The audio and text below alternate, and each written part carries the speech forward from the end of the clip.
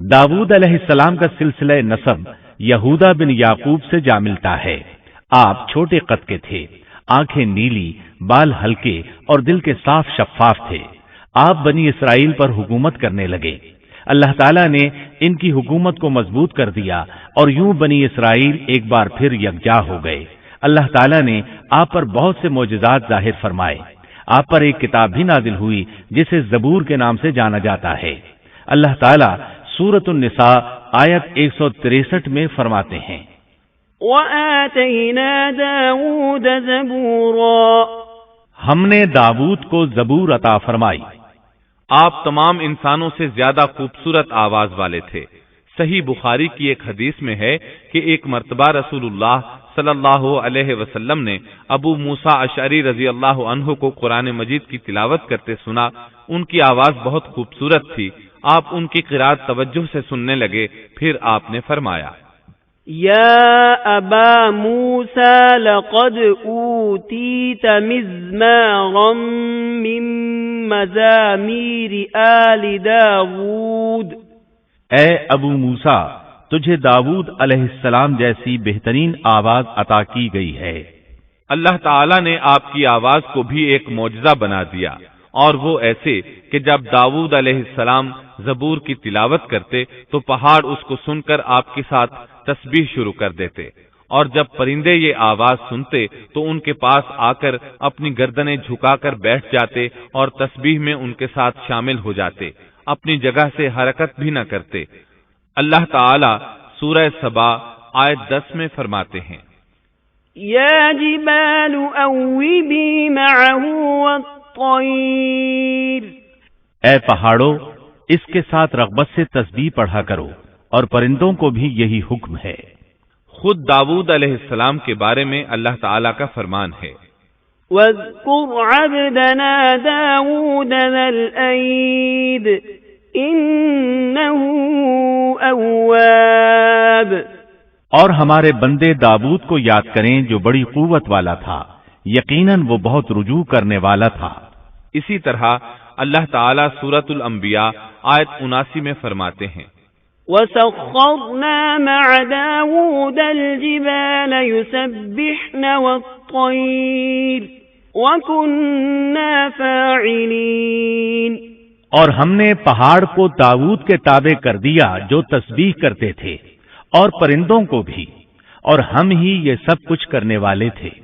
اسی طرح سورہ سعد آیت 18 اور 19 میں اللہ تعالیٰ فرماتے ہیں، إِنَّا سَخَّرْنَا الْجِبَالَ مَعَهُ يُسَبِّحْنَ بِالْعَشِيِّ وَالْإِشْرَاقِ وَالطَّيْرَ مَحْشُورَةً كُلٌّ لَهُ أَوَّابٌ، یقیناً ہم نے پہاڑوں کو اس کے تابع کر رکھا تھا کہ اس کے ساتھ شام کو اور صبح کو تسبیح خوانی کریں، اور پرندے بھی سب کے سب ان کے تابع رہتے تھے۔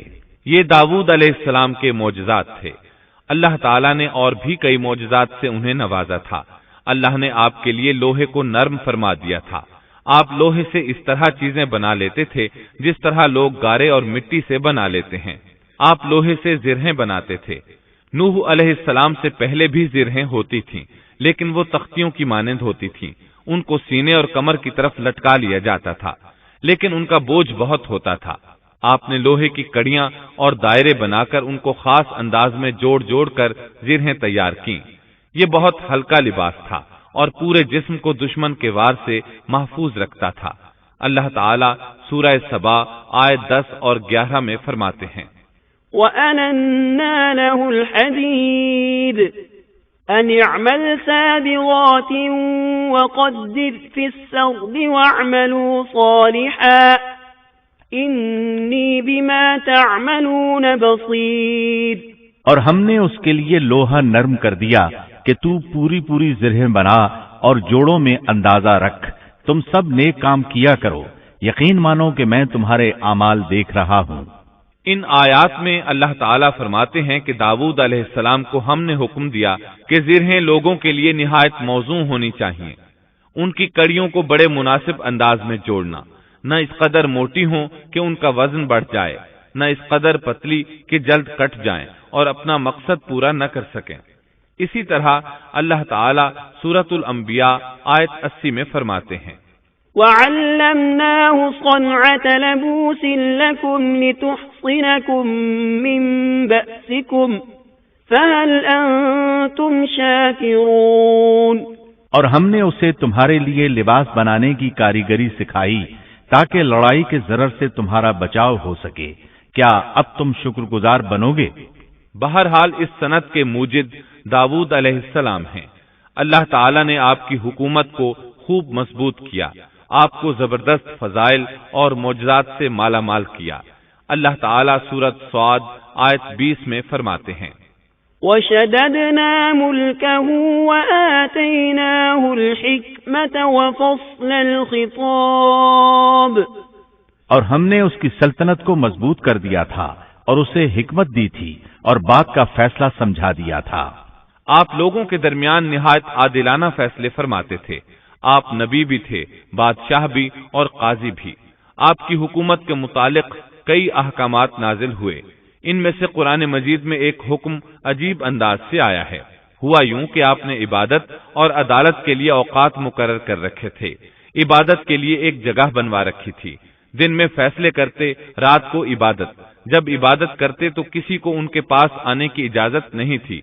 ایک روز ایسا ہوا کہ 2 آدمی بغیر اجازت اندر آ گئے، دروازہ بند تھا لیکن وہ دیوار پھاند کر اندر آ گئے۔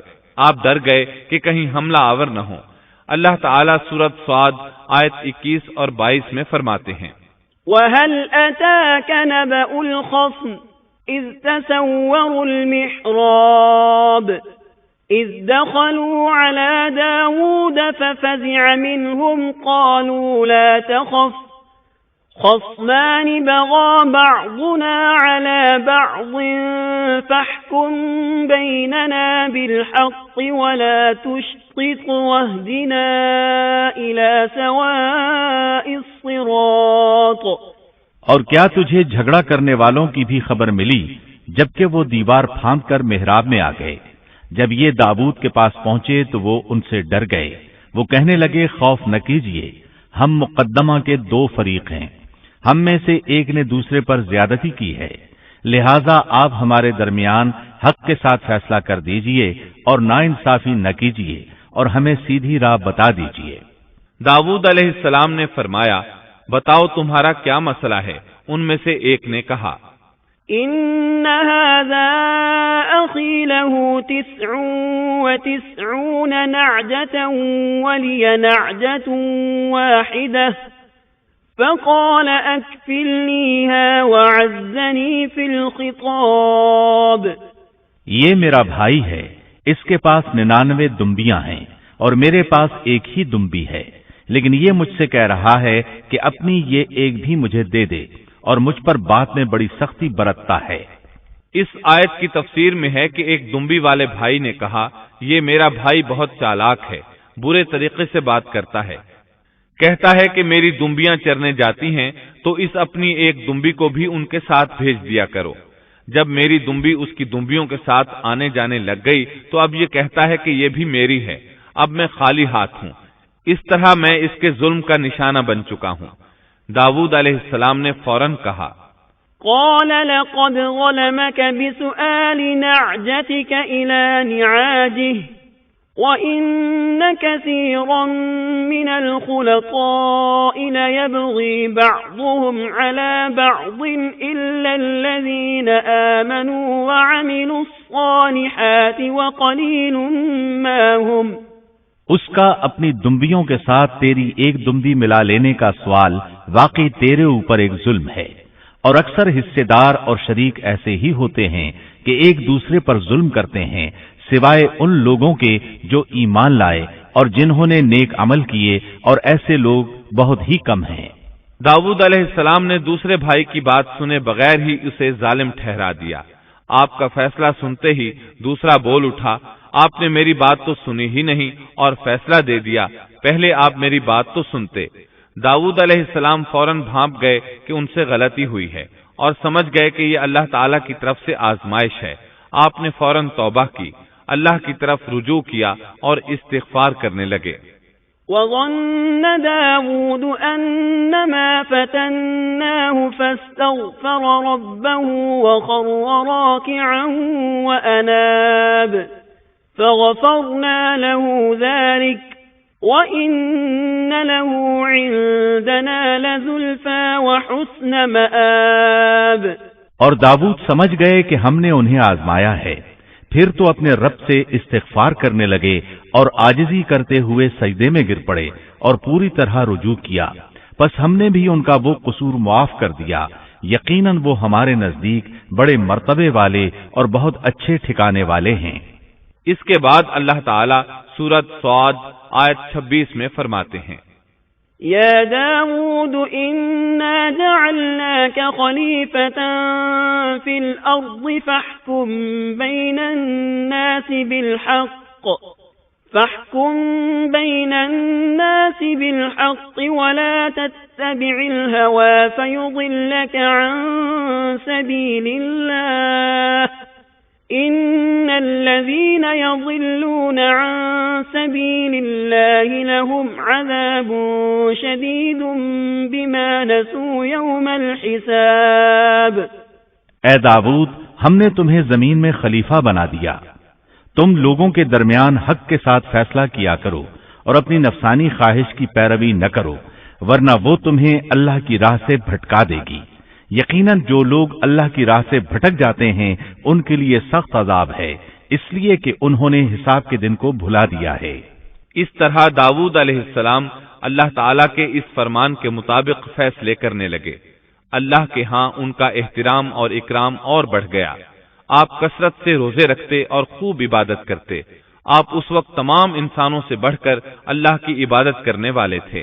امام بخاری نے ایک حدیث نقل کی ہے جس کے الفاظ کچھ اس طرح ہیں، احب الصلاة الى اللہ صلاة داود واحب الصيام الى اللہ صيام داود وكان ينام نصف الليل ويقوم ثلثه وينام سدسه وكان يصوم يوما ويفطر يوما ولا يفر اذا لاقى۔ اللہ تعالیٰ کے نزدیک سب سے محبوب نماز داؤد علیہ السلام کی نماز ہے، اور اللہ تعالیٰ کی طرف سب سے محبوب روزہ داؤد علیہ السلام کا روزہ ہے۔ وہ رات کا آدھا حصہ نیند فرماتے، اس کے بعد تہائی رات قیام کرتے اور رات کے چھٹے حصے میں سو جاتے تھے۔ ایک دن روزہ رکھتے اور ایک دن روزہ چھوڑ دیتے تھے۔ لڑائی میں جب دشمن سے مقابلہ ہوتا تو بھاگتے نہیں تھے۔ اس حدیث میں نفل نماز یعنی نماز تہجد اور نفلی روزے کا ذکر ہوا ہے۔ بہرحال یہ وہ صفات ہیں جو داؤد علیہ السلام کے بارے میں حدیث رسول میں آئی ہیں۔ اللہ تعالیٰ نے سورہ سبا آیت 13 میں ان کی تعریف کرتے ہوئے ان کی آل کو اللہ کا شکر ادا کرنے کا حکم دیا۔ اعملوا آل داود شکرا، اے آل داؤد اس انعام کے شکریہ میں نیک عمل کرو۔ داؤد علیہ السلام کی ایک صفت یہ تھی کہ آپ بہت شکر گزار تھے، اور ایسے لوگ کم ہی ہوتے ہیں، جیسا کہ سورہ سبا آیت 13 میں اللہ تعالیٰ فرماتے ہیں، وَقَلِيلٌ مِّنْ عِبَادِيَ الشَّكُورُ، اور میرے بندوں میں سے شکر گزار بندے کم ہی ہوتے ہیں۔ داؤد علیہ السلام میں جیسے دیگر بہت سی خوبیاں تھیں، وہاں ایک بہت عظیم خوبی یہ بھی تھی کہ وہ ایک بادشاہ ہونے کے باوجود ایک درہم بھی سلطنت کے بیت المال سے نہیں لیتے تھے۔ اپنا اور اپنے اہل و عیال کا بوجھ خود اٹھاتے تھے، اور اپنی محنت اور ہاتھ کی کمائی سے حلال روزی حاصل کر کے اپنے اہل و عیال کو کھلاتے تھے۔ داؤد علیہ السلام کی اس عظیم صفت کو نبی کریم صلی اللہ علیہ وسلم نے یوں بیان کیا ہے، صحیح بخاری میں ہے، ما أكل طعاما قط خيرا من أن يأكل من عمل يده وإن نبي الله داود عليه السلام كان يأكل من عمل يده۔ کسی انسان نے اس شخص سے بہتر روزی نہیں کھائی جو خود اپنے ہاتھ سے کما کر کھاتا ہے۔ اللہ کے نبی داؤد علیہ السلام بھی اپنے ہاتھ سے کام کر کے روزی کھایا کرتے تھے۔ بعض مفسرین بیان کرتے ہیں کہ داؤد علیہ السلام دعا مانگا کرتے تھے کہ اے میرے اللہ، کوئی ایسی صورت پیدا کر دے کہ میرے لیے ہاتھ کی کمائی آسان ہو جائے، کیونکہ میں بیت المال پر اپنا بوجھ نہیں ڈالنا چاہتا۔ تو اللہ تعالیٰ نے آپ کی اس خواہش کو اس فضیلت کے ساتھ قبول فرمایا کہ ان کے ہاتھ میں لوہے کو موم کی طرح نرم کر دیا، جس سے وہ زرہیں بناتے اور انہیں فروخت کر کے اپنے اہل و عیال کی کفالت کرتے۔ داؤد علیہ السلام نے کتنی عمر مبارک پائی، اس میں اختلاف ہے، چنانچہ اس کے متعلق مورخین کے اقوال کے علاوہ کوئی مستند بات نہیں ملتی۔ عبداللہ بن عباس رضی اللہ عنہما فرماتے ہیں کہ داؤد علیہ السلام کی وفات ہفتے کے دن اچانک ہوئی۔ وہ ہفتے کے دن مقررہ عبادت میں مشغول تھے اور پرندے قطارے باندھے ان پر سایہ فگن تھے کہ اچانک اس حالت میں ان کا انتقال ہو گیا۔ اس کے بعد آپ کے فرزند ارجمند نے امور سلطنت کو سنبھال لیا۔ یہ سلیمان علیہ السلام تھے۔ اللہ تعالیٰ نے آپ کو بہت سی خوبیاں اور معجزات عطا فرمائے۔ سورۃ النمل آیت 16 میں ہے، وَوَرِثَ سُلَيْمَانُ دَاوُودَ وَقَالَ يَا أَيُّهَا النَّاسُ عُلِّمْنَا مَنطِقَ الطَّيْرِ وَأُوتِينَا مِن كُلِّ شَيْءٍ إِنَّ هَذَا لَهُوَ الْفَضْلُ الْمُبِينُ۔ اور داؤد کے وارث سلیمان ہوئے، کہنے لگے لوگوں، ہمیں پرندوں کی بولی سکھلائی گئی ہے اور ہم سب کچھ دیے گئے ہیں، بے شک یہ بالکل کھلا ہوا فضل الہی ہے۔ یہاں وراثت سے مراد مال نہیں بلکہ بادشاہت اور نبوت مراد ہے۔ اللہ تعالیٰ نے انہیں ایسا بادشاہ بنایا کہ ساری دنیا میں ان جیسا کوئی نہیں ہوا، آپ سے بڑھ کر بادشاہت بھی کسی کی نہ ہو سکی، کیونکہ خود سلیمان علیہ السلام نے یہ دعا کی تھی کہ الہی مجھے ایسی سلطنت عطا فرما کہ جو میرے بعد اور کسی کے شایان شان نہ ہو۔ قال رب هب لي ملكا لا ينبغي لأحد من بعدي إنك أنت الوهاب فسخرنا له الريح تجري بأمره رخاء حيث أصاب والشياطين كل بناء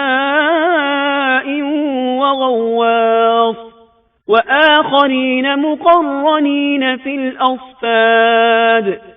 کہا کہ اے میرے رب، مجھے بخش دے اور مجھے ایسا ملک عطا فرما جو میرے سوا کسی شخص کے لائق نہ ہو، تو بڑا ہی دینے والا ہے۔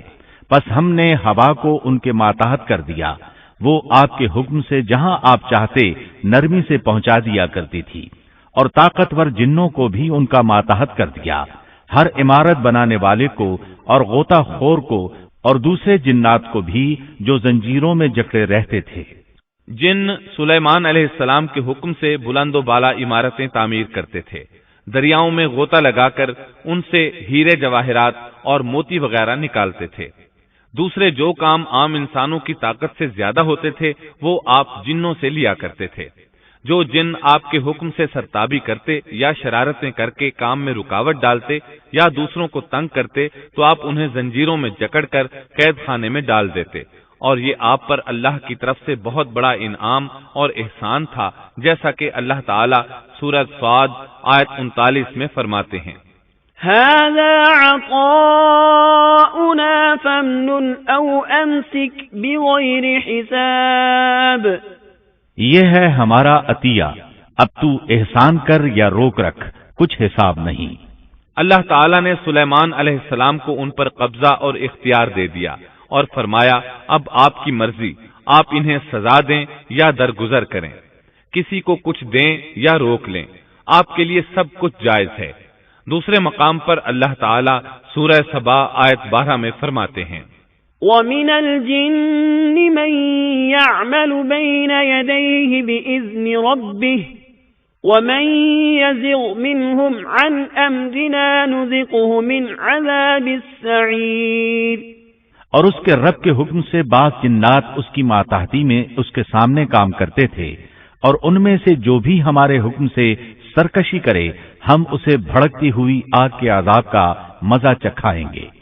اس طرح اللہ تعالیٰ سورہ سبا آیت 13 میں فرماتے ہیں، يَعْمَلُونَ لَهُ مَا يَشَاءُ مِن مَّحَارِيبَ وَتَمَاثِيلَ وَجِفَانٍ كَالْجَوَابِ وَقُدُورٍ رَّاسِيَاتٍ اعملوا آل داود شكرا وقلیل من عبادی الشکور۔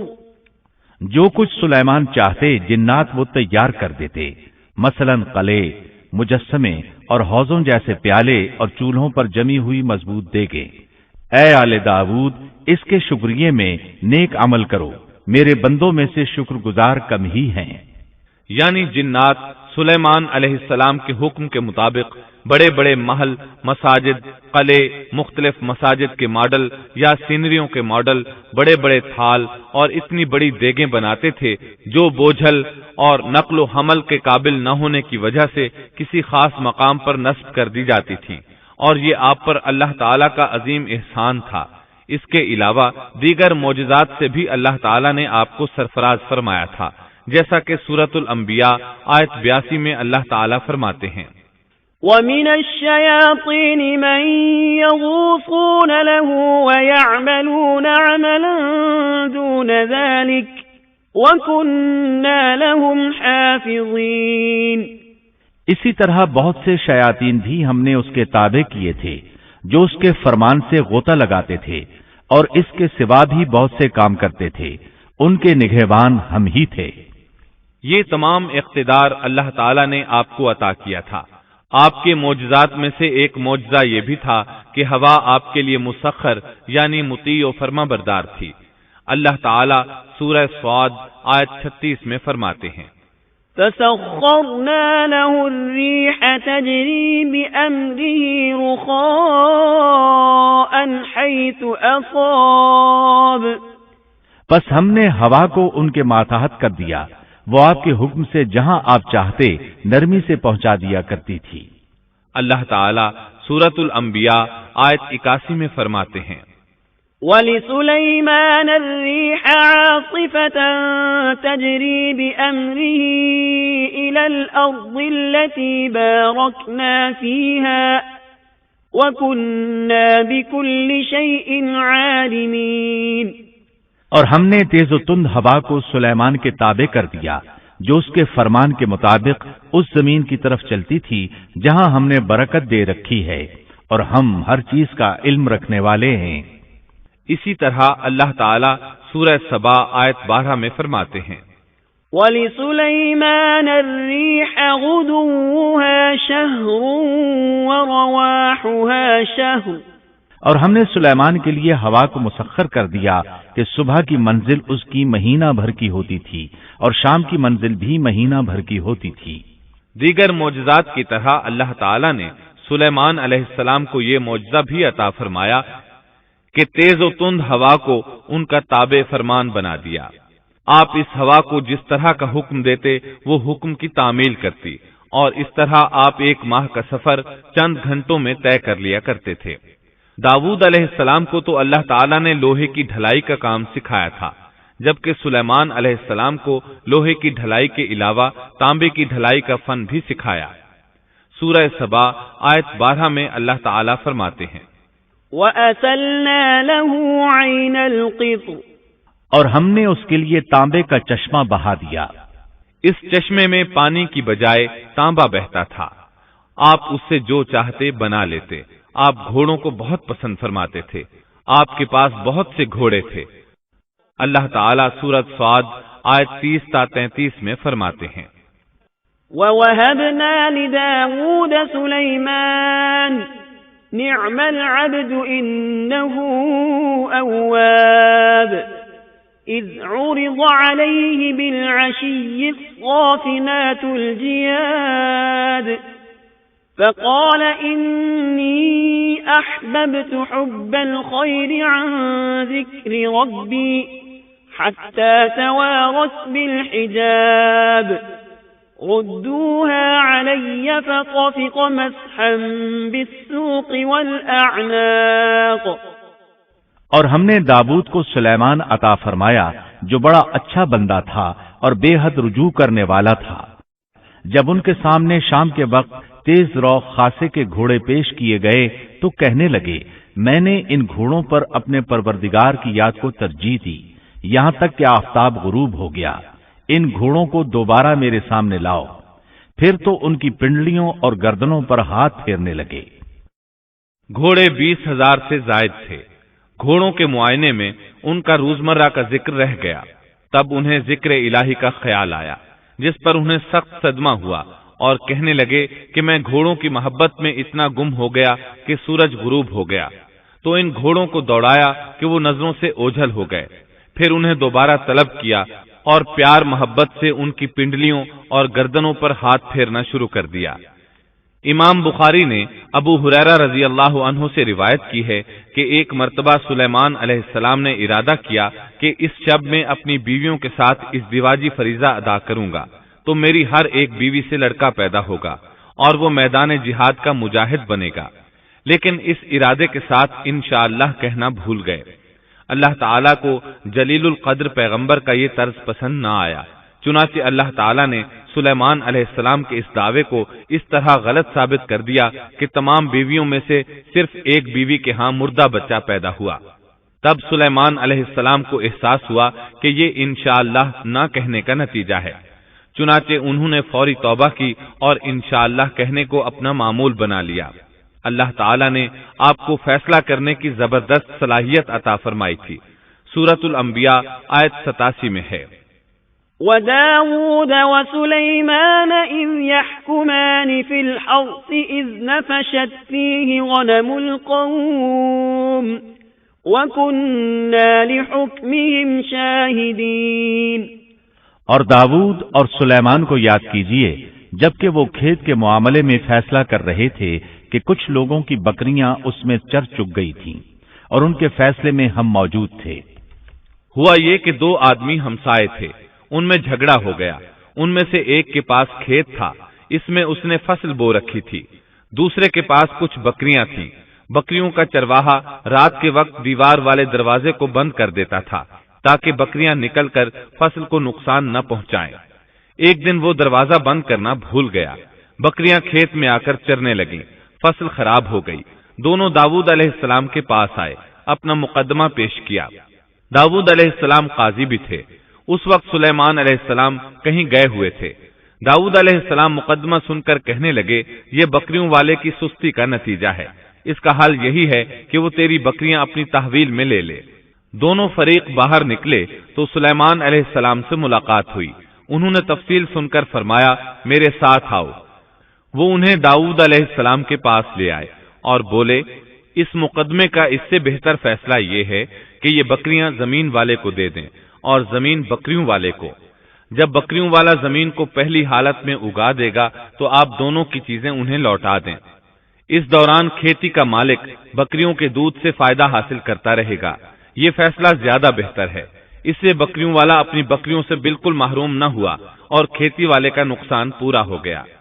یہ فیصلہ آپ کو اللہ تعالیٰ نے سمجھایا تھا۔ اللہ تعالیٰ سورۃ الانبیاء آیت 89 میں فرماتے ہیں، فَفَهَّمْنَاهَا سُلَيْمَانَ وَكُلًّا آتَيْنَا حُكْمًا وَعِلْمًا۔ ہم نے اس کا صحیح فیصلہ سلیمان کو سمجھا دیا، ہاں ہر ایک کو ہم نے علم و حکمت سے نوازا تھا۔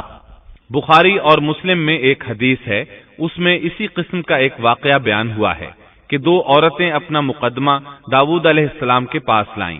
دونوں کو اللہ نے ایک ایک بچہ دے رکھا تھا۔ ایک بھیڑیے نے حملہ کر کے بڑی عمر والی کا بچہ چیر پھاڑ ڈالا۔ عورت چالاک تھی، اس نے چھوٹی عمر والی کا بچہ چھین لیا کہ یہ میرا بچہ ہے۔ داؤد علیہ السلام نے دیکھا بچہ بڑی عورت کے پاس ہے تو اس کے حق میں فیصلہ دے دیا۔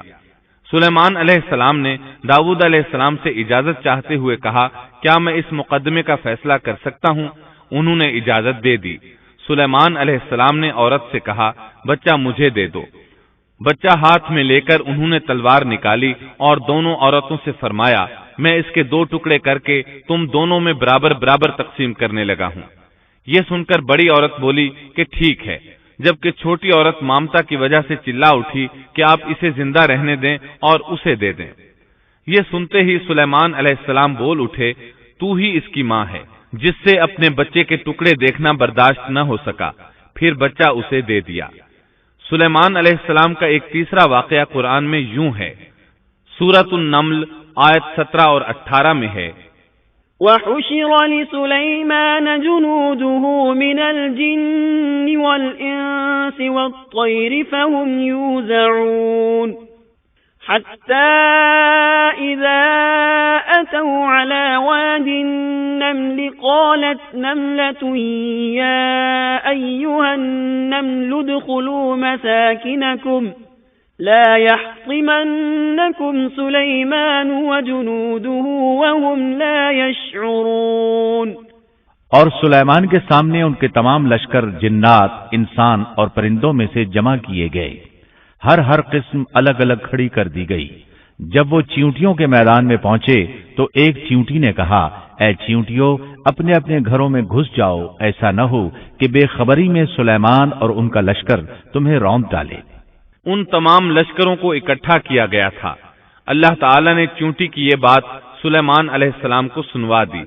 سورہ نمل آیت 19 میں ہے، فتبسم ضاحكا من قولها وقال رب أوزعني أن أشكر نعمتك التي أنعمت علي وعلى والدي وأن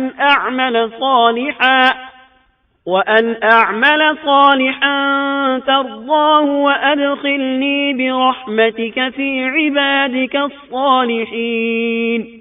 اس کی اس بات پر سلیمان مسکرا کر ہنس پڑے اور دعا کرنے لگے کہ اے پروردگار، تو مجھے توفیق دے کہ میں تیری ان نعمتوں کا شکر بجا لاؤں جو تو نے مجھ پر انعام کی ہیں، اور میں ایسے نیک اعمال کرتا رہوں جن سے تو خوش رہے، اور مجھے اپنی رحمت سے نیک بندوں میں شامل فرما۔ آپ کا ایک واقعہ ملکہ بلقیس کے ساتھ پیش آیا۔ سورہ نمل آیت 20 تا 25 میں ہے، آپ نے پرندوں کی دیکھ بھال کی اور فرمانے لگے، کیا بات ہے کہ ہدہد نظر نہیں آ رہا؟ کیا وہ واقعی غیر حاضر ہے؟ یقیناً میں اسے سخت سزا دوں گا یا اسے ذبح کر ڈالوں گا، یا وہ میرے سامنے کوئی معقول وجہ بیان کرے۔ کچھ زیادہ دیر نہ گزری تھی کہ اس نے آ کر کہا، میں ایک ایسی خبر لایا ہوں کہ آپ کو اس کی خبر ہی نہیں، اور میں باقی ایک سچی خبر آپ کے پاس لایا ہوں۔ میں نے دیکھا ہے کہ ان کی بادشاہ ایک عورت ہے جسے ہر قسم کی چیز سے کچھ نہ کچھ دیا گیا ہے، اور اس کا تخت بھی بڑا عظیم ہے۔ میں نے اسے اور اس کی قوم کو اللہ تعالیٰ کو چھوڑ کر سورج کو سجدہ کرتے ہوئے پایا ہے۔ شیطان نے ان کے کام مزین کر کے انہیں دکھلا کر سیدھے راستے سے ہٹا دیا ہے، پس وہ ہدایت پر نہیں آتے کہ اسی اللہ کو سجدہ کریں جو آسمانوں اور زمینوں کی پوشیدہ چیزوں کو باہر نکالتا ہے، اور جو کچھ تم چھپاتے اور ظاہر کرتے ہو وہ سب کچھ جانتا ہے۔ ہدہد نے اللہ تعالیٰ کی یہ صفت اس لیے بیان کی کہ یہ اپنی حس کے ذریعے زمین میں پانی والے حصے کا پتہ چلا لیتا ہے۔ سلیمان علیہ السلام کو بھی یہی ہدہد بتایا کرتا تھا کہ پانی کہاں ہے، پھر آپ جنات کے ذریعے پانی نکلواتے تھے۔ یہ اطلاع سن کر سلیمان علیہ السلام حیران ہوئے۔ آپ نے ہدہد سے کہا، ہم ابھی تمہاری بات کی تصدیق کر لیتے ہیں۔ سورہ نمل آیت 27 اور 28 میں ہے، قال سننظر أصدقت أم كنت من الكاذبين اذهب بكتابي هذا فألقه إليهم ثم تول عنهم فانظر ماذا يرجعون۔ سلیمان نے کہا، اب ہم دیکھیں گے کہ تو نے سچ کہا ہے یا تو جھوٹا ہے، میرے اس خط کو لے جا کر انہیں دے دے، پھر ان کے پاس سے ہٹ آ اور دیکھ کہ وہ کیا جواب دیتے ہیں۔ آپ نے ایک خط لکھ کر اسے دیا۔ ہدہد وہ خط لے کر ملکہ بلقیس کے محل پہنچا۔ خط اس کے سامنے گرا کر خود دیوار پر جا بیٹھا۔ خط دیکھ کر ملکہ بلقیس نے کہا، قالت يا أيها الملأ إني ألقي إلي كتاب كريم إنه من سليمان وإنه بسم الله الرحمن الرحيم ألا تعلوا علي وأتوني مسلمين۔ قالت يا أيها الملأ أفتوني في أمري ما كنت قاطعة أمرا حتى تشهدون۔ قالوا نحن أولو قوة وأولو بأس شديد والأمر إليك فانظري ماذا تأمرين قالت إن الملوك إذا دخلوا قرية أفسدوها وجعلوا أعزة أهلها أذلة وكذلك يفعلون وإني مرسلة إليهم بهدية فناظرة بما يرجع المرسلون۔ وہ کہنے لگی اے سردارو، میری طرف ایک باوقت خط ڈالا گیا ہے جو سلیمان کی طرف سے ہے اور جو بخشش کرنے والے مہربان اللہ کے نام سے شروع ہے، یہ کہ تم میرے سامنے سرکشی نہ کرو اور مسلمان بن کر میرے پاس آ جاؤ۔ اس نے کہا اے میرے سردارو، تم میرے اس معاملے میں مجھے مشورہ دو، میں کسی امر کا قطعی فیصلہ جب تک تمہاری موجودگی اور رائے نہ ہو نہیں کیا کرتی۔ ان سب نے جواب دیا کہ ہم طاقت اور قوت والے، سخت لڑنے بھیڑنے والے ہیں، آگے آپ کو اختیار ہے، آپ خود ہی سوچ لیجئے کہ ہمیں آپ کیا کچھ حکم فرماتی ہیں۔ اس نے کہا کہ بادشاہ جب کسی بستی میں گھستے ہیں تو اسے اجاڑ دیتے ہیں اور وہاں کے باعزت لوگوں کو ذلیل کر دیتے ہیں، اور یہ لوگ بھی ایسا ہی کریں گے۔ میں انہیں ایک ہدیہ بھیجنے والی ہوں، پھر دیکھ لوں گی کہ قاصد کیا جواب لے کر لوٹتے ہیں۔ ملکہ بلقیس یہ اندازہ کرنا چاہتی تھی کہ سلیمان علیہ السلام کس قسم کے بادشاہ ہیں اور یہ کہ وہ ان کے خلاف لڑ سکیں گے یا نہیں۔ چنانچہ اس نے فلسطین کی طرف بے شمار تحائف روانہ کیے تاکہ لڑائی کی نوبت نہ آئے، لیکن جب یہ تحائف سلیمان علیہ السلام کے پاس پہنچے تو آپ غضبناک ہو گئے۔ فلما جاء سليمان قال أتمدونني بمال فما آتاني الله خير مما آتاكم بل أنتم بهديتكم تفرحون ارجع إليهم فلنأتينهم بجنود لا قبل لهم بها ولنخرجنهم منها أذلة وهم صاغرون۔ بس جب قاصد سلیمان کے پاس پہنچا تو آپ نے فرمایا کیا تم مال سے مجھے مدد دینا چاہتے ہو؟ مجھے تو میرے رب نے اس سے بہت بہتر دے رکھا ہے جو اس نے تمہیں دیا ہے، بس تم ہی اپنے تحفے سے خوش رہو۔ جا ان کی طرف واپس لوٹ جا، ہم ان کے مقابلے پر وہ لشکر لائیں گے جن کے سامنے پڑنے کی ان میں طاقت نہیں، اور ہم انہیں ذلیل و پست کر کے وہاں سے نکال باہر کریں گے۔ قاصد ان کا جواب سن کر اور یہ صورتحال دیکھ کر دہشت زدہ ہو گئے۔ انہوں نے بلقیس کے پاس جا کر ساری حقیقت بیان کر دی۔ ملکہ بلقیس نے انہیں پیغام بھجوایا کہ ہم اسلام قبول کرنے کے لیے تیار ہیں۔ سلیمان علیہ السلام تک اس کا پیغام پہنچا تو آپ اپنے درباریوں کی طرف متوجہ ہوئے۔ قال يا أيها الملأ أيكم يأتيني بعرشها قبل أن يأتوني مسلمين قال عفريت من الجن أنا آتيك به قبل أن تقوم من مقامك وإني عليه لقوي أمين قال الذي عنده علم من الكتاب أنا آتيك به قبل أن يرتد إليك طرفك فلما رآه مستقرا عنده قال هذا من فضل ربي ليبلوني أأشكر أم أكفر ومن شكر فإنما يشكر لنفسه ومن كفر فإن ربي غني كريم قال نكروا لها عرشها ننظر أتهتدي أم تكون من الذين لا يهتدون۔ آپ نے فرمایا اے سردارو، تم میں سے کوئی ہے جو ان کے مسلمان ہو کر پہنچنے سے پہلے ہی اس کا تخت مجھے لا دے۔ ایک قوی ہیکل جن کہنے لگا آپ اپنی مجلس سے اٹھیں، اس سے پہلے میں اسے آپ کے پاس لا دیتا ہوں۔ یقین مانیے کہ میں اس پر قادر ہوں اور ہوں بھی امانت دار۔ جس کے پاس کتاب کا علم تھا وہ بول اٹھا کہ آپ پلک جھپکائیں، اس سے بھی پہلے میں اسے آپ کے پاس پہنچا سکتا ہوں۔ جب آپ نے اسے اپنے پاس موجود پایا تو فرمانے لگے، یہی میرے رب کا فضل ہے تاکہ وہ مجھے آزمائے کہ میں شکر گزاری کرتا ہوں یا ناشکری۔ شکر گزار اپنے ہی نفع کے لیے شکر گزاری کرتا ہے، اور جو ناشکری کرے تو میرا پروردگار بے پرواہ اور کرم کرنے والا ہے۔ حکم دیا کہ اس کے تخت کی صورت بدل دو تاکہ معلوم ہو جائے کہ یہ راہ پا لیتی ہے یا ان میں سے ہوتی ہے جو راہ نہیں پاتے۔ تخت لانے والے آدمی کے متعلق جو یہ آیا ہے کہ اس کے پاس کتاب کا علم تھا، تو مفسرین کا اس کے بارے میں اختلاف ہے کہ وہ کون تھا۔ قرآن کریم کے الفاظ سے جو معلوم ہوتا ہے وہ اتنا ہی ہے کہ وہ کوئی انسان ہی تھا جس کے پاس کتاب الہی کا علم تھا۔ اللہ تعالیٰ نے کرامت اور اعجاز کے طور پر اسے یہ قدرت دے رکھی تھی کہ پلک جھپکتے وہ تخت لے آیا۔ پھر سلیمان علیہ السلام نے تخت میں تبدیلی کا حکم دیا۔ تخت میں تبدیلی کا حکم سن کر اس میں سے ہیرے جواہر نکال دیے گئے اور دوسری جگہوں پر لگا دیے گئے۔ سورہ نمل آیت 42 اور 43 میں ہے۔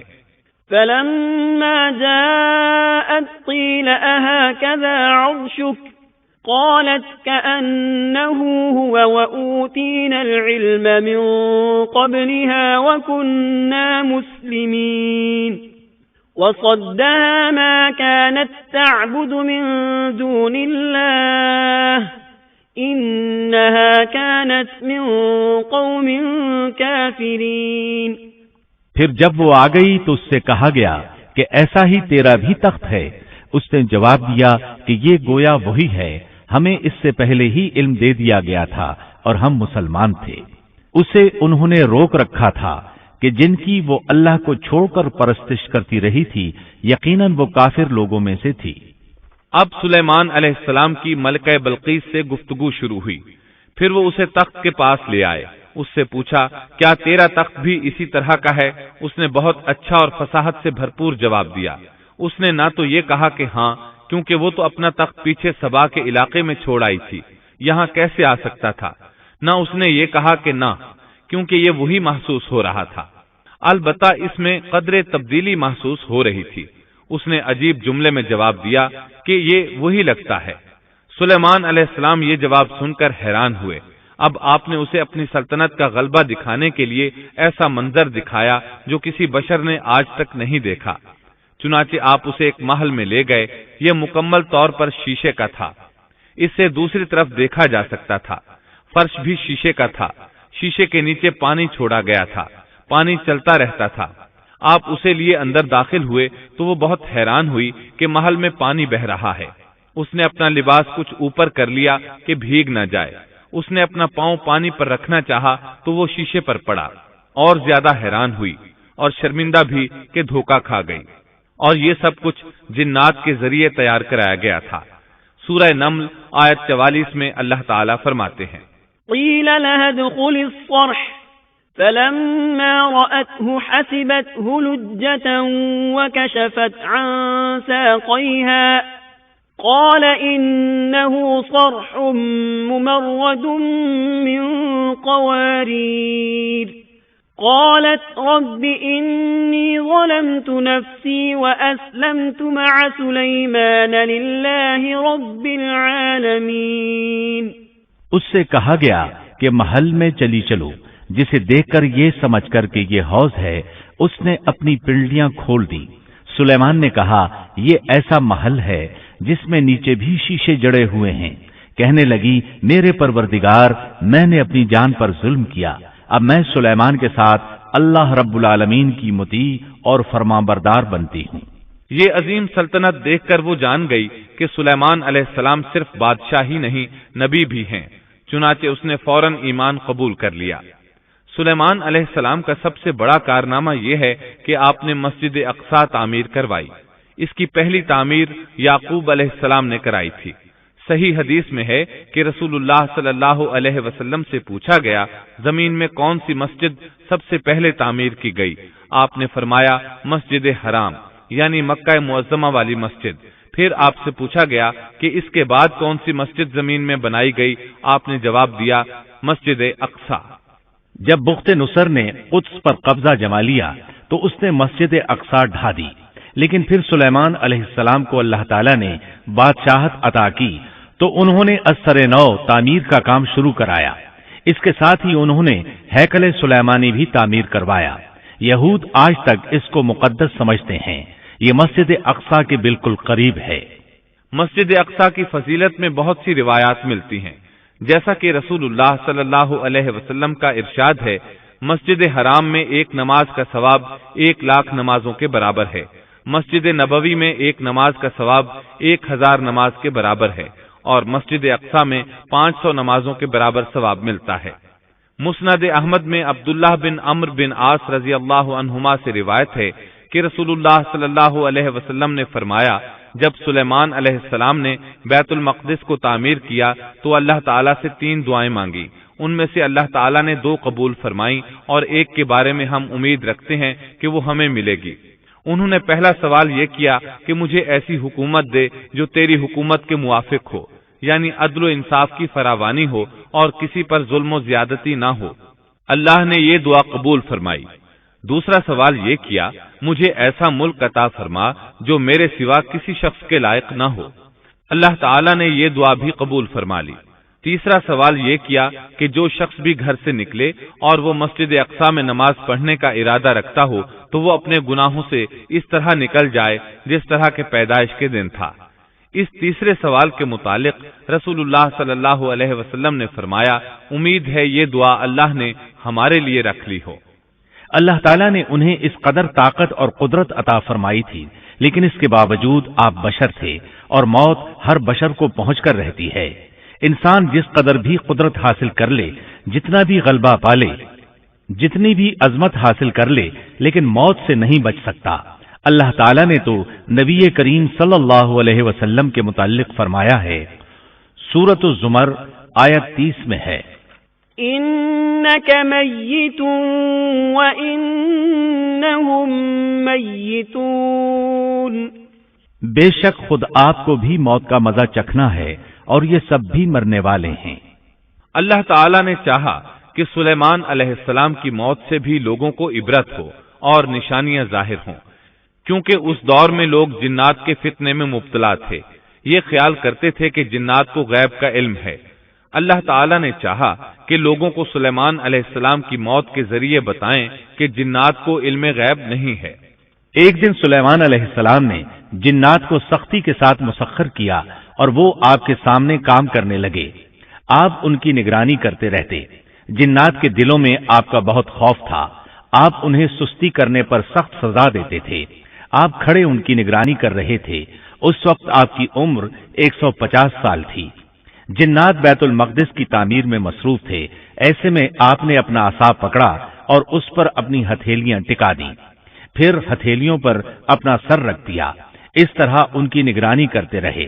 اسی حالت میں اللہ تعالیٰ نے آپ کی روح قبض کر لی، تاہم آپ کی آنکھیں کھلی رہیں۔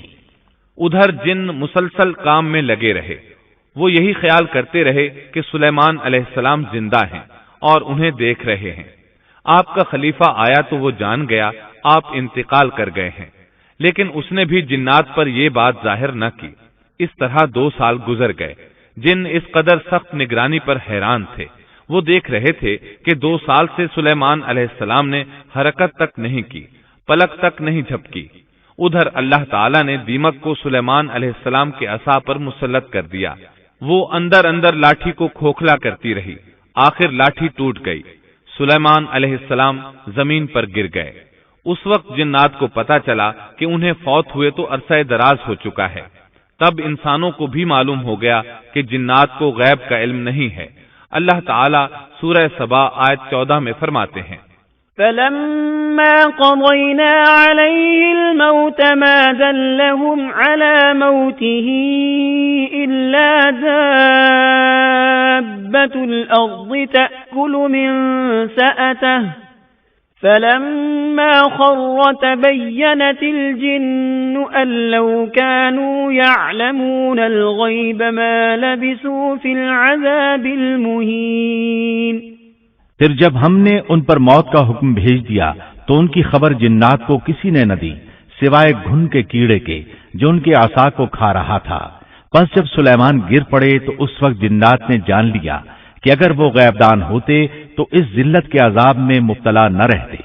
اس طرح اللہ تعالی نے لوگوں کو مطلع کر دیا کہ جنات بھی مخلوق ہیں، غیب دان نہیں۔ اللہ تعالی ہی ان پر قادر ہے۔ اور اسی کے ساتھ سلیمان علیہ السلام کا قصہ اپنے اختتام کو پہنچا۔